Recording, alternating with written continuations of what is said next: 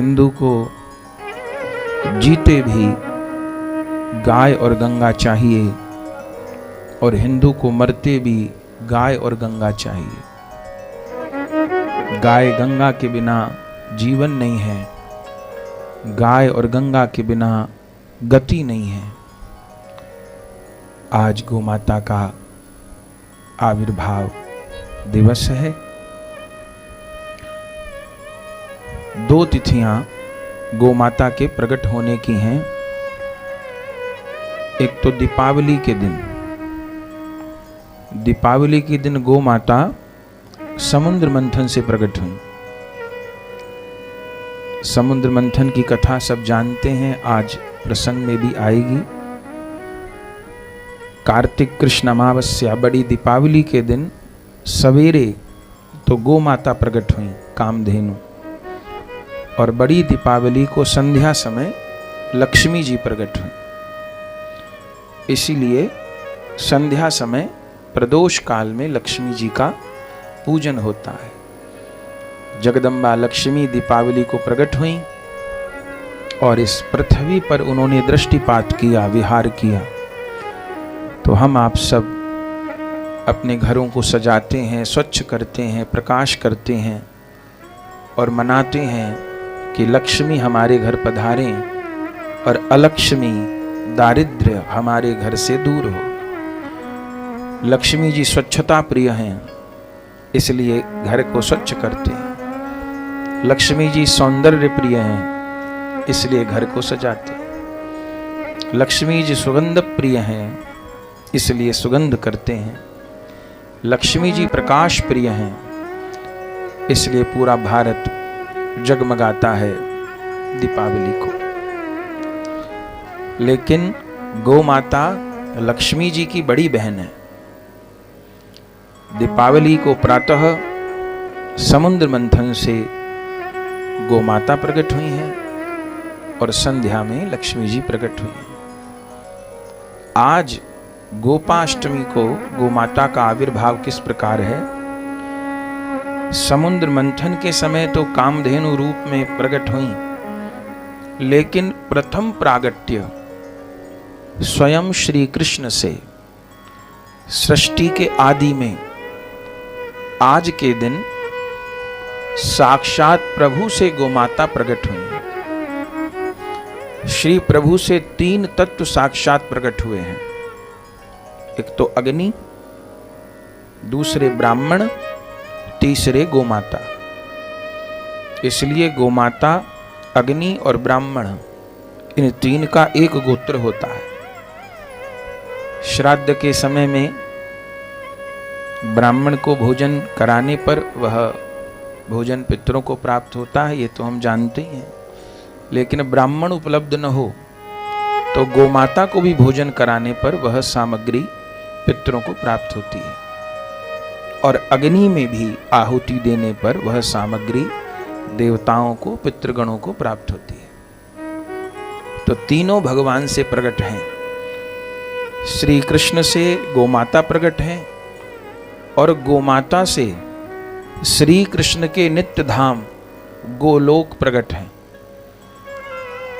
इसलिए श्री कृष्ण के नित्य धाम को, जैसे श्री नारायण के नित्य धाम हैं श्री वैकुंठ, श्री राम जी के नित्य धाम हैं साकेत, और श्री कृष्ण के नित्य धाम माने शाश्वत धाम हैं श्री गोलोक।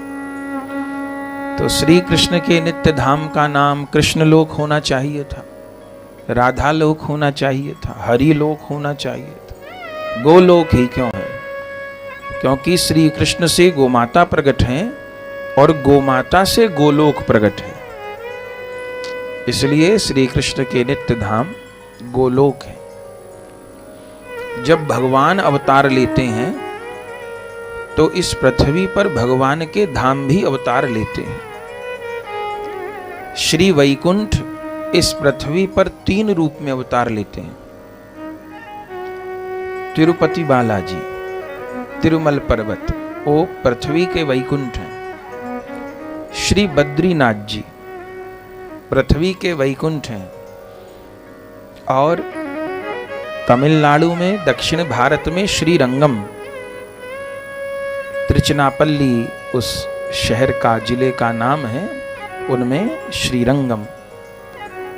ये 3 धाम, तिरुपति, श्री बद्री और श्रीरंगम, वैकुंठ के ही अवतार हैं। भगवान जैसे अवतार लेते हैं ऐसे धाम भी अवतार लेते हैं। श्री राम जी के नित्य धाम श्री साकेत के भी 3 अवतार हैं, श्री अयोध्या, श्री मिथिला और श्री चित्रकूट।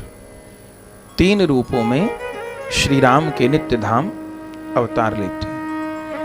ऐसे ही श्री गोलोक के भी इस पृथ्वी पर 3 अवतार हैं, श्री ब्रजमंडल, ब्रज 84 कोस, श्री नवद्वीप धाम और श्री जगन्नाथपुरी धाम।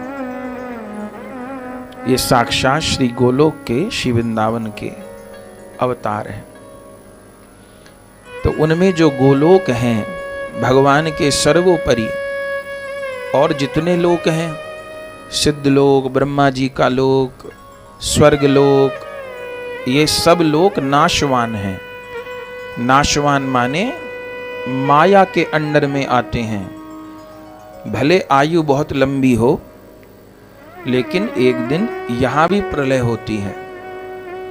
लेकिन वैकुंठ, श्री साकेत, श्री गोलोक, ये भगवान के नित्य धाम है। ये माया से परे हैं, मायातीत हैं। जो भगवान श्रीमन नारायण के चरण कमलों की निष्ठा करते हैं, नारायण मंत्र में आश्रित हैं, नारायण की ऐश्वर्य रूप की उपासना करते हैं, उनको श्री वैकुंठ की प्राप्ति होती है। जो भगवान श्री सीताराम जी के चरण कमलों के अनन्य हैं, उनको दिव्य साकेत धाम की प्राप्ति होती है।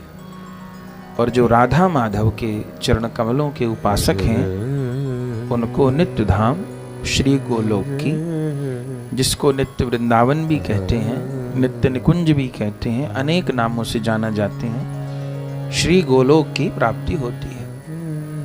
लेकिन वह गोलोक धाम भी गौ माता से प्रकट है। तो आज मूल रूप में गौ माता के आविर्भाव का समय है और ठाकुर जी प्रथम गैया चराने के लिए आज गए हैं।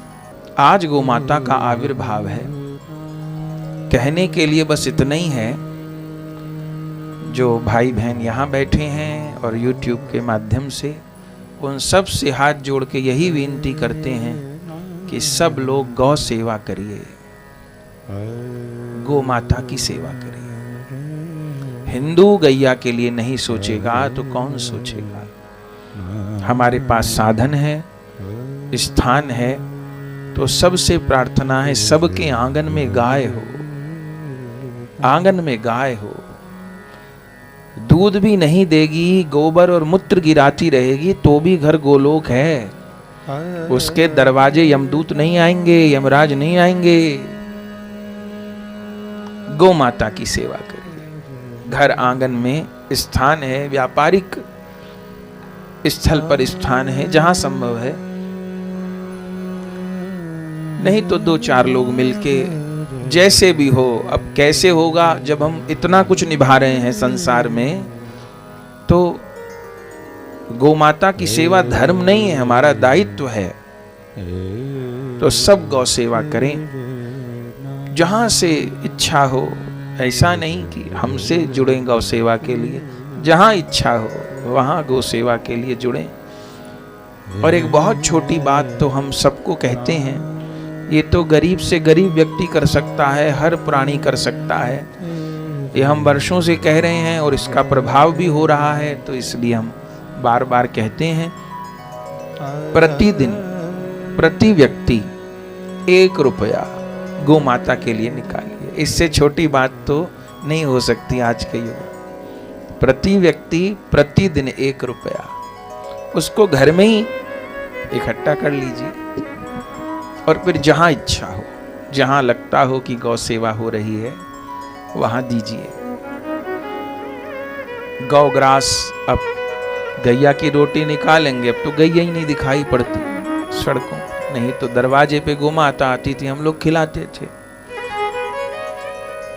गौग्रास, गौ सेवा। और एक निवेदन और है, जो कुछ हाल है इस समय गौ माता का, संत लोग लगे हैं, हमारी जितनी सामर्थ्य है हम भी अपना प्रयास निरंतर गौ सेवा के लिए करते हैं। जो राजनीतिक तौर पे संसार में हो रहा है वो भी किसी से नहीं छिपा है। कहते हुए सीने में बहुत दर्द होता है कि भारत की जमीन पर गौ माता का रक्त गिरता है। कितनी गोहत्या रोज होती हैं पता नहीं, लेकिन इसमें केवल दूसरे धर्म के लोग ही जिम्मेवार हैं ऐसी बात नहीं है। इसमें हम आप सब भी जिम्मेवार हैं।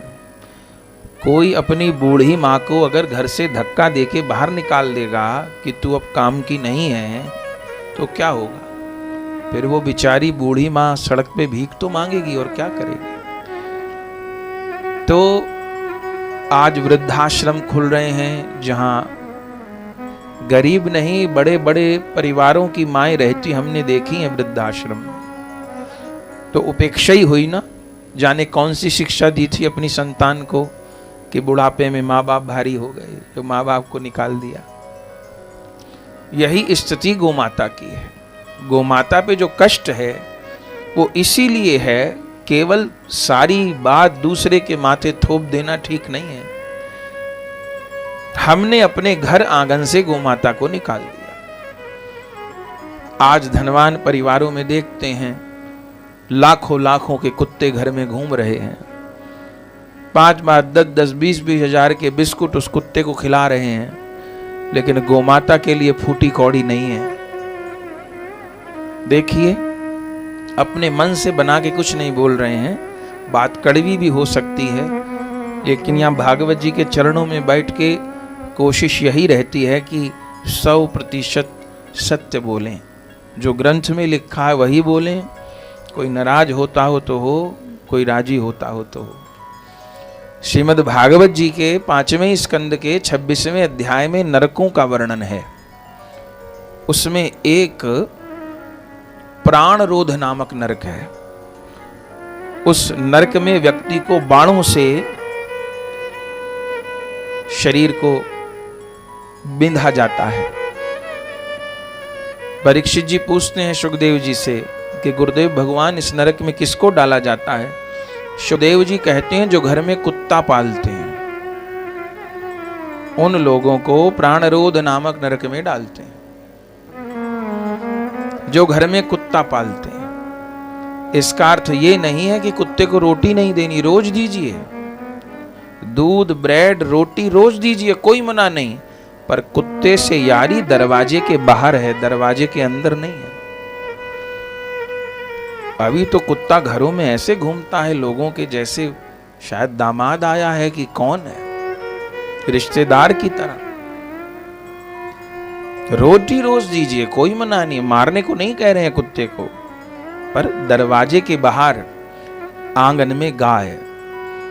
अगर घर में कुत्ता घूमता है तो ये मान लीजिए कि सारे पितृ नरकगामी होने वाले हैं। भले हम कितना भुलेखे में रहें, भले हम कितना धन के गुमान में रहें, प्रतिष्ठा के गुमान में रहें, जिसके भी गुमान में रहें, पर ये सच्चाई है। जिस घर में कुत्ता घूम रहा है उस घर का पिंडदान पितृ स्वीकार नहीं करने वाले, उस घर से आहुति देवता स्वीकार नहीं करेंगे, उस घर का भोग भगवान स्वीकार नहीं करने वाले कुत्ता घूम रहा है तो वो तो यमराज का प्रतीक है। कुत्ता को कितना लोग खर्च करते हैं, गाड़ियों में घूमते हैं, महंगे महंगे साबुन से नहाते हैं, हजारों के बिस्कुट खाते हैं, लेकिन कैसा दुर्भाग्य हिंदुओं का है कि गाय के गोबर में दुर्गंध आती है। दुनिया में कोई ऐसा जीव नहीं है जिसका मल शुद्ध हो, सबका मल शुद्ध है। हम लोग शौचालय चले जाएं तो नहाना पड़ेगा, जितने वस्त्र पहने उनके सहित। संसार में किसी का मल शुद्ध नहीं है, लेकिन गौ माता है जिसका गोबर इतना शुद्ध है, इतना शुद्ध है, लाखों रुपया का मार्बल शुद्ध नहीं है, लेकिन जहां पर गोमाता के गोबर से चौका लगता है महाराज, वहां देवता आके बैठते हैं। वहां आसन की जरूरत नहीं है, जहां गोमाता के गोबर का पोता लगता है। पर हम लोग गोमाता को भुला दिए। वो घर में कुत्ता रखने से तो दुर्गति होनी है। अभी तो बहुत विचित्र, हम लोग कथा की सेवा में भ्रमण करते ही रहते हैं गुरु आज्ञा से। बड़ा बंगला है और बाहर प्लेट लगी है, कुत्तों से सावधान। ये नहीं पता पड़ता घर में रहता कौन है। कुत्ते के घर में मालिक रह रहे हैं कि मालिक घर में कुत्ता रह रहा है, खबर ही नहीं। बाहर लगा रहता है कुत्तों से सावधान। हमको तो लगता है यही कलयुग है, और चोरी डकैती झूठ अपराध तो पहले भी थे। हमको तो लगता है यही कलयुग है, पहले ये नहीं होता था शायद। इसी चीज को देख के लगता है कि अब कलयुग है। गोमाता को, सब गोमाता की सेवा करिए। और हमें कोई इंकलाब जिंदाबाद करना है सड़कों पर, हम ये नहीं कह रहे। एक काम हम सब कर सकते हैं, घर बैठे कर सकते हैं, बिल्कुल सहजता में कर सकते हैं। क्या कर सकते हैं? हम एक व्रत ले लें, नियम ले लें कि हम गो दुग्ध ही पिएंगे, हम गाय का दूध ही पिएंगे। भले 2, 4, 5, 10, 20 रुपया महंगा मिलेगा। यदि सब हिंदू गाय का दूध भी पीने लग जाएं तो कोई गोमाता कत्ल खाने में नहीं जाएगी। हम गो उत्पाद का प्रयोग करेंगे। गौ उत्पाद से जो साबुन बनता है, जो शैम्पू बनता है, जो अगर बनती है, धूप बनती है, यज्ञ के लिए जो संविधा आती है, वो सब गौ उत्पाद का हम प्रयोग करेंगे। यदि हम सब ये भी करने लग जाएंगे तो हमको अलग से कुछ नहीं करना पड़ा, कुछ खर्चा भी नहीं करना पड़ा। ये तो घर में काम आने वाली सब चीजें हैं। हम पौधों में जो खाद भी डालेंगे वो गौ माता के गोबर वाली डालेंगे, हम रासायनिक नहीं लेंगे। यदि इतना भी हम सब करने लग जाएंगे तो इससे भी गौ माता की रक्षा होगी। लेकिन विडंबना है, अब सुनते हैं तो बहुत ताज्जुब लगता है कि गोमाता के दूध में महक आ रही है और वो थैली का मदर डेयरी का दूध अच्छा लगता है। कैसी किस्मत फूटी है। नकली घी अच्छा लगता है और असली घी में दुर्गंध आती है। इससे बड़ा दुर्भाग्य नहीं हो सकता महाराज। पितरों को मदर डेयरी के दूध की खीर बना के खिलाएंगे, वो प्रसन्न नहीं होने वाले, श्राप जरूर देंगे। गौ माता के दूध में खीर सिद्ध होगी तब पितर लोग स्वीकार करेंगे। घर में ठाकुर जी को गैया के घी का दीपक जुड़ेगा तब गोपाल प्रसन्न होंगे। वो चर्बी वाला घी ले आए तो और देवता श्राप देंगे। अपने आचरण में, जीवन में भागवत जी केवल कानों तक का विषय नहीं है, भागवत हमारे आचरण में भी आए हैं। आज तो गोपाष्टमी का पर्व है। गोमाता सर्वदेवमयी है, सबको गोमाता की सेवा करनी चाहिए। गोमाता का आविर्भाव आज हुआ स्वयं भगवान से, तब सब देवताओं ने आकर के गौ माता की स्तुति की। भगवान ने स्वयं गौ माता की महिमा गाई है। तब सब देवता बड़े प्रसन्न हुए। भगवान ने कहा, मैं तो सबका इष्ट हूं पर मेरी इष्ट गौ माता है। तब सब देवताओं ने कहा, प्रभु हम भी गौ माता के भीतर निवास करेंगे। प्रभु ने कहा ठीक है। तो 33 कोटि देवताओं ने गोमाता के भीतर निवास किया है।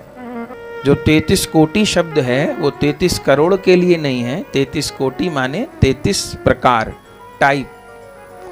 तो 33 प्रकार के देवता कौन कौन हैं? 12 आदित्य हैं, 8 वसु हैं, 11 रुद्र हैं और 2 अश्वनी कुमार हैं। तो ये कुल मिला के 33 कोटि माने 33 प्रकार के देवता हैं। 12 आदित्य हैं, 8 वसु हैं, 11 रुद्र हैं, 2 अश्वनी कुमार हैं। तो इन 33 प्रकार के देवताओं ने गौ माता में निवास कर लिया। रोम रोम में गौ माता के स्वयं भगवान नारायण शंकर जी सब गौ माता में विराजमान हो गए। 3 देवता नहीं आए, ग्रंथों में उल्लेख है। कौन कौन नहीं आए? गंगा जी नहीं आए। गंगा जी ने कहा मैं क्यों जाऊं गोमाता में, सारी दुनिया तो मेरे पास आती है, तो मैं नहीं जाऊंगी, सब देवता जा रहे हैं तो जाएं। दूसरी लक्ष्मी जी नहीं आई, बोले अरे मैं क्यों जाऊं, मेरे बिना तो किसी का काम नहीं चलेगा, तो मैं भी नहीं जाऊंगी। तीसरे गणेश जी, गणेश जी ने कहा कितनी गौ सेवा कर लो, गौ पूजा कर लो, गणेश के बिना तो काम नहीं चलने वाला, मंगल करता विघ्न हरता तो मैं ही हूं। तो गणेश जी भी नहीं गए। और धीरे धीरे सारा वैकुंठ, साकेत, गोलोक, सारे धाम खाली हो गए। जैसे पूरे गांव से सब लोग चले जाएं, कोई एक दो रह जाएं तो उनको कितना कठिन लगेगा। देखा सारे देवता वैकुंठ से जब स्वयं नारायण चलने लगे, लक्ष्मी जी ने कहा सब कहाँ जा रहे हैं? बोले सब गोमाता में। नारायण आप कहाँ जा रहे हैं? बोले हम भी गोमाता में निवास करेंगे। सब लोग चले गए। तब लक्ष्मी जी सोचने लगी क्या हुआ है, तो अकेली रह जाऊंगी। तब आखिर में विवश होकर के लक्ष्मी जी, गणेश जी और गंगा जी जब देखा सारी नदियां चली गईं, विश्व में 3,500 नदियां हैं, सबका निवास गोमाता के भीतर है। तब गंगा जी, लक्ष्मी जी और गणेश जी ये तीनों भी चले। और भगवान तो विराजमान थे ही। श्री कृष्ण को निवेदन किया कि अब हम ही गोमाता में निवास करना चाहते हैं। भगवान ने कहा बहुत देर कर दी आने में, अब तो गोमाता का एक एक रोम भर गया। तब गोमाता को निवेदन किया कि हमको भी कहीं निवास दीजिए। तब गोमाता ने अपना सर्वदेवमय रूप दिखाया है। अपने ग्रंथों में एक चित्र उपलब्ध होता है जहां गोमाता के अंग अंग में देवताओं का निवास है। पूरी सृष्टि में अकेली एक गोमाता ऐसी प्राणी है बंधुओं, जो ऑक्सीजन ही लेती हैं और ऑक्सीजन ही छोड़ती हैं। दुनिया में कोई ऐसा प्राणी नहीं है। हम लोग क्या करते हैं, ऑक्सीजन लेते हैं और कार्बन डाइऑक्साइड छोड़ते हैं।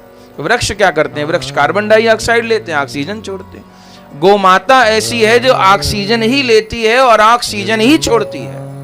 अभी तो विज्ञान भी कहता है कि 1 तोला गाय के घी का जब यज्ञ होता है तो 1 टन ऑक्सीजन बनती है। पर हम लोग गौ सेवा को अंधविश्वास मानते हैं। तो सब देवता आकर निवास कर गए। गणेश जी, लक्ष्मी जी, गंगा माता रह गए। अब गौ माता को कहा, बोले मेरे तो रोम रोम में देवों का निवास हो गया है, अब कहाँ? तब बहुत विचार किया। अब ठाकुर जी को कहा कोई स्थान तो होगा, बोले कोई खाली नहीं बचा है। तो फिर भगवान ने हंस के कहा 2 चीज बची हैं, एक तो गोबर, एक गौमूत्र, बस 2 चीज बची और तो कोई नहीं बचा। तब गणेश जी ने कहा ठीक है, मैं गौ माता के गोबर में निवास करूं। और गंगा जी, लक्ष्मी जी ने कहा हम गौ माता के गौमूत्र में निवास करेंगे। तो जो गोबर के गणेश होते हैं वो सबसे पवित्र। ये महाराष्ट्र के महान संत हुए रामदास जी समर्थ, उनके आज भी उनको शेन मारुति बोलते हैं। अनेक जगह पर गौमय के हनुमान जी की प्रतिमा, गौमय के गणेश जी की प्रतिमा विराजमान है। गोबर से पवित्र कुछ नहीं। हम गोबर को केवल गोबर समझते हैं, पर बर कहते हैं संस्कृत में श्रेष्ठ को, वर कहते हैं श्रेष्ठ को। गोबर माने जो गो का सबसे श्रेष्ठ उत्पाद है उसको गोबर कहते हैं। गैया का सबसे श्रेष्ठ उत्पाद गोबर है। और ये हो सकता है कोई गाय दूध देना बंद कर दे, पर गोबर और मूत्र तो वो देगी। दुनिया में कोई ऐसा जीव नहीं है जिसके मूत्र को औटाया जाए तो आखिर में खोया बन जाए, वो घनीभूत हो जाए। गौमूत्र ऐसा होता है जिसको उबाला जाए तो आखिर में वो खोया बन जाएगा। ये गो माता के मूत्र की महिमा है। सर्व औषधियों का निवास गो माता के मूत्र में है। पर सावधान, ये जर्सी गाय की बात हम नहीं कर रहे। ये भारतीय वेद लक्षणा देसी गैया की महिमा गा रहे हैं। जर्सी गाय पशु है। इंसान ने कोई अच्छा काम तो किया नहीं। हमको तो लगता है ये बनाया वो बनाया, हम जब विचार करते हैं तो लगता है अच्छा काम तो किया ना, बस बिगाड़ा ही बिगाड़ा। भगवान ने तो शुद्ध गौ माता प्रकट की, और ये बुद्धिजीवी ने क्या किया? यूरोप में न्यू जर्सी शहर है बड़ा प्रसिद्ध, तो वहां एक्सपेरिमेंट किया गया।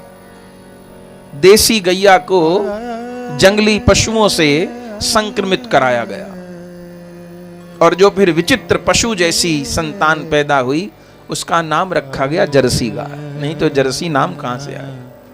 ये न्यू जर्सी शहर में ये परीक्षण हुआ। वन्य पशुओं से गोमाता का संक्रमण हुआ। तो ये जर्सी गाय की बात नहीं है, ये वेद लक्षणा भारतीय गौवंश की महिमा है। तो गौ सेवा करनी है भारतीय देशी गैया की। वो जर्सी गाय से तो भैंस अच्छी है। देसी गैया की पहचान होगी, उसका कंधा एकदम उठा होगा ऊपर, गले का झब्बा नीचे होगा, लंबी पूंछ होगी, गोल घूमे सींग होंगे। जो पहचान वाला होगा वो बता देगा कि ये देसी गैया है। गौ माता की सेवा सबको करनी है। तो गोबर में गणेश जी का निवास हुआ, गौमूत्र में श्री लक्ष्मी जी और गंगा जी का निवास हुआ। गौमूत्र का प्रतिदिन सेवन करना चाहिए, इससे बड़ी औषधि नहीं। पुराणों में लिखा है जो प्रतिदिन गौमूत्र ग्रहण करता है, हड्डियों के भीतर भी जो पाप छिपा होगा वो भी बाहर हो जाएगा। सद्बुद्धि की प्राप्ति होगी, शरीर के सारे मल दूर होंगे। जो मल साबुन से दूर नहीं हो सकते, दवाओं से दूर नहीं हो सकते, जो आंतरिक मल है वो गौ माता के मूत्र से शुद्ध होते हैं। गौ सेवा, आज गौ माता के प्राकट्य की तिथि है। हमारे तो ठाकुर हम सबके इष्ट गोपाल हैं, पर गोपाल की भी इष्ट गौ माता है साहब। गौ माता की सेवा करिए, गोपाल स्वतः प्रसन्न होते हैं। गोविंद को गैयन में बस वही भाव है। गोविंद को गायों के बीच ही रहना अच्छा लगता है। आज ठाकुर जी के प्राकट्य का दिन है। देखिए, जन्माष्टमी तो जन्माष्टमी है। जिस दिन भागवत जी में कृष्ण जन्म होता है उस दिन जन्माष्टमी ही मानी जाती है। तो आज भी जन्माष्टमी है, यही भावना है। आज यहाँ संघाई परिवार के बीच में जन्माष्टमी है। आज ये आंगन नंद भवन है, ऐसी भावना है। तो आज संभव हो तो हम ये प्रण करें कि हम गौ सेवा करेंगे, गौ दुग्ध का पान करेंगे। गौ माता की पूंछ पकड़ करके आपने सती सावित्री की कथा सुनी होगी। सत्यवान जिनके पति थे, प्राण ले जा रहे थे यमराज उनके, वो पीछे पीछे चली। चलते चलते बीच में वैतरणी पड़ी, तो और तो वो रास्ता पार कर गई। सोचे वैतरणी कैसे पार करूंगी। तब नेत्र बंद किए सावित्री जी ने। तब उनकी इष्ट देव पार्वती जी थी, वो प्रकट हुई। कहा, मां अब यमराज आगे निकल गए, मुझे वर मांगना है, वैतरणी नदी आ गई है, कैसे पार होगी। तब पार्वती जी ने कहा, ये वैतरणी नदी गैया की पूंछ पकड़ के ही पार होती है। तो उस समय स्वयं पार्वती जी गौ माता बनकर के आ गई और पीठ पर हाथ रखा सावित्री जी ने, तब वैतरणी को पार किया। गाय की पूंछ पकड़ करके भवसागर पार हुआ जाता है। जिसने जीवन में गौ सेवा ही नहीं की तो कैसे होगा।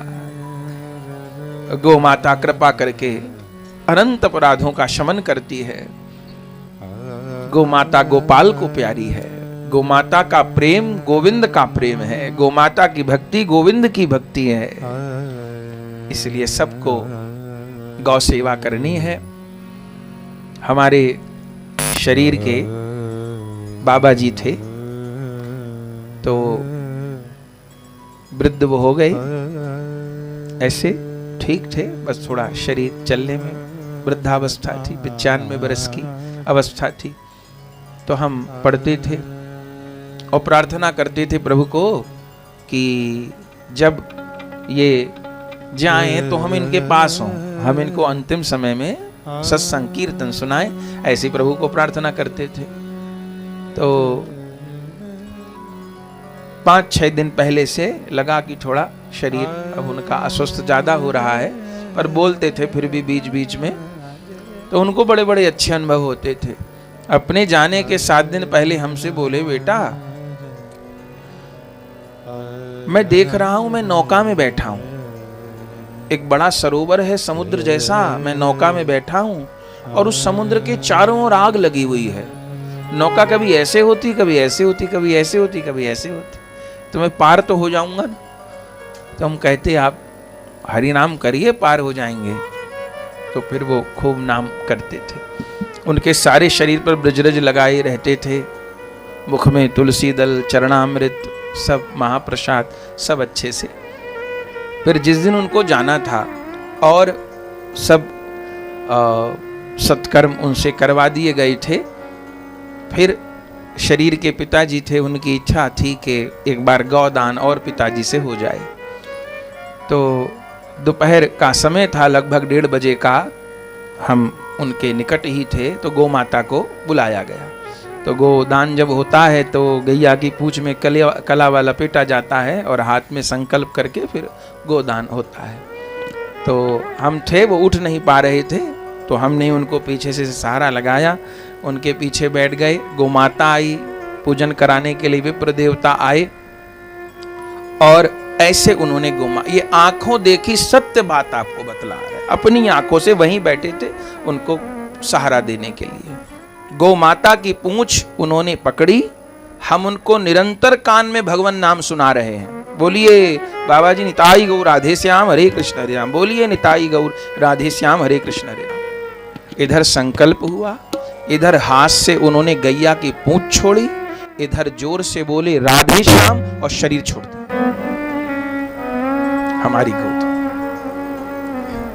हमारी गोद में थे, गौ माता की पूंछ हाथ में थी, ऐसे उनका हाथ छूटा, मुंह से बोले राधे श्याम और शरीर छोड़ दिया। गौ माता भवसागर से पार करने वाली है। जीते भी गाय गंगा चाहिए हिंदू को, मरते भी गाय गंगा चाहिए। तो आज गौ माता के आविर्भाव दिवस की बड़ी बड़ी बधाइयां हैं। गौ माता सारे विश्व का कल्याण करें, हम सबका कल्याण करें।